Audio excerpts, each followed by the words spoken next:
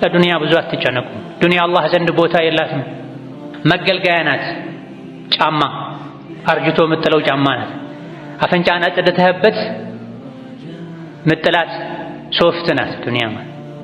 ዱንያ ምን እንደሆነች ማወቅ ከፈለጋችሁ ቆሻሻ መጣያ ጋር ሂዱ ይሉ ነበር ደጋ ቀደምቶች። ሰዎች ዱንያ ሲባል ጀነት የገቡ የጀነትን ቁልፍ የተረከቡ የሚመስላቸው ሰዎች ሀብት ሲያገኙ ምቾት ሲያገኙ ሌላ ፍጡር የሆኑ ሌላ ዓለም ውስጥ የገቡ ይመስላችኋል። አህዋልህ እንዲቀያየር ሰው ላይ እንድትኮራ አላህ እንድትረሳ የምታደርግህ ዱንያ ማለት ቆሻሻ መጣያ ላይ ስትሄድ የምታያት ናት። ለመጀመሪያ የጀሃነም እሳት የሚለኮስባቸው ማገዶ የሚሆኑት አንደኛው ቁርአን ቀርቶ ያስቀራ ሰው፣ ሁለተኛው ሀብት አፍርቶ ሀብቱን ለተለያየ ነገር ወጪ ያደረገ ሰው ነው።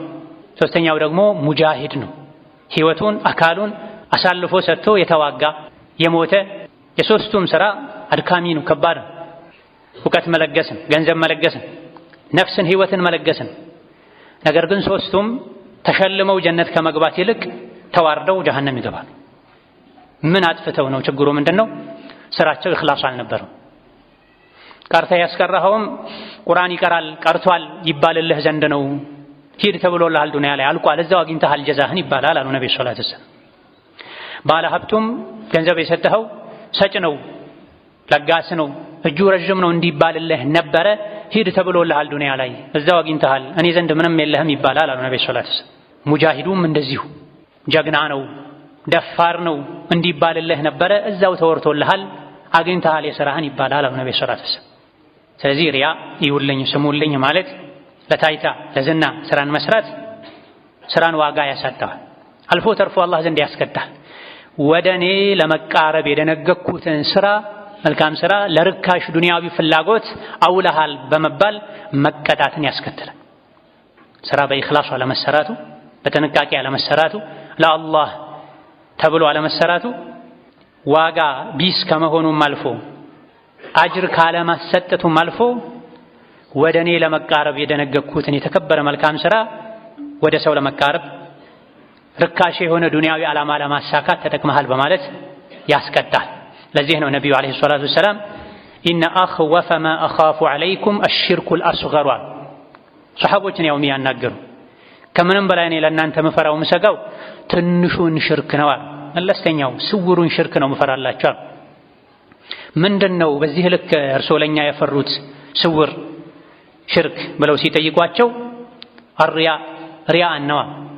ስራውን ትሰሩታላችሁ፣ ይሰራል ስራው፣ ግን ስራው ሲሰራ ከልብ ለአላህ ተብሎ ሳይሆን ለታይታ ነው፣ ለዝና ነው።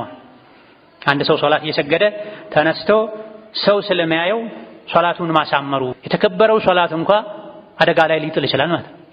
አላሁ አክበር ተብሎ ተጀምሮም ነገር ግን ሰው ሲመጣ ሶላቱን ዘለግ ማድረጉ ማሳመሩ ሰው አይቶ እንዲደነቅ እንዲያደንቅ ለውጥ መደረጉ አፈጻጸሙ ላይ አላህ ዘንድ ሽርክ ተብሎ ይመዘገባል።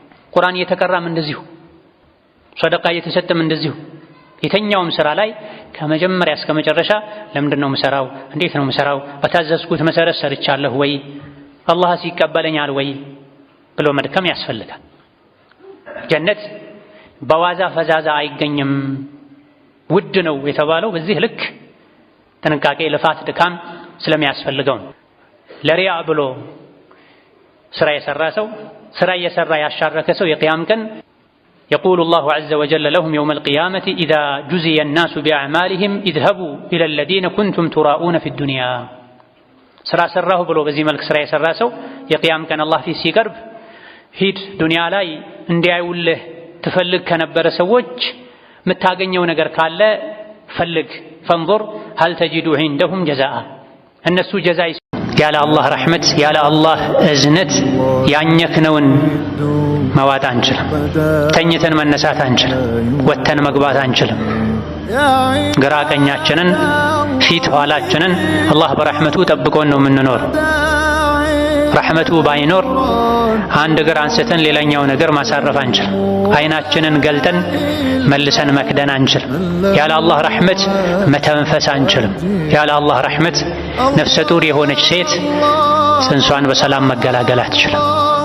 ያለ አላህ ረሕመት ገበሬ ለፍቶ ደክሞ አርሶ መሬትን አለስልሶ ገንዘቡን አፍስሶ የዘራው እህል ሊበቅል አይችልም። በቅሎ አብቦ አሽቶ ከውርጭ ከአንበጣ ወዘተ አደጋዎች ድኖ ለገበያ ለጎተራ ለሆድ ሊበቃ አይችልም። ብቻ ያለ አላህ ረሕመት ያለ አላህ እዝነት የሰው ልጆች እጽዋቶች ነፍሳቶች መኖር አይችሉም። በዱንያም ይሁን በአኺራ ሰላም ምቾት ድሎት የሚገኘው ከአደጋ መዳን የሚቻለው በአላህ ረሕመት።